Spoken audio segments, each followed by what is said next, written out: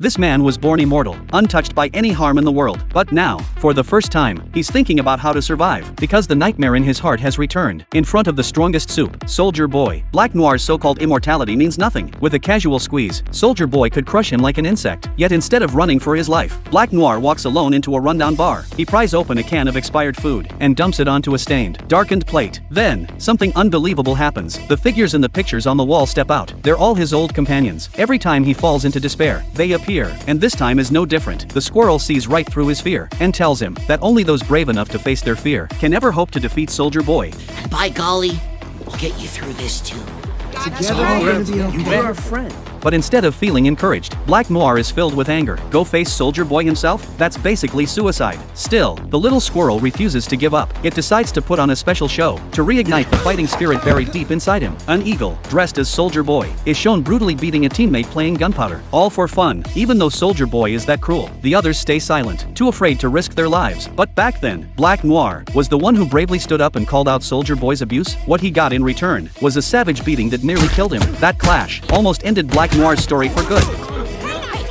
I see you getting out of line again, trying to move on up. I will put you in the fucking ground. Understood? Clearly, Soldier Boy was trying to eliminate dissent and take total control of the team. But a turning point came quickly. The company's CEO personally approached Noir and revealed a plan to remove Soldier Boy. Vogelbaum has a replacement. Just a child. It turned out, the company had already created someone even stronger using Soldier Boy's genes. Though still just a child, the boy had already shown astonishing flying abilities. It seemed everyone hated Soldier Boy and wanted him gone immediately. But taking him down proved incredibly difficult. Even outnumbered, Soldier Boy still had the upper hand, easily overpowering them. Black Noir suffered the worst. Half his face was burned in the fight, and his skull was nearly crushed by Soldier Boy's bare hands. Yet his stubborn endurance bought his teammates precious time to recover. In the end, through tight teamwork, the once invincible Soldier Boy was finally subdued.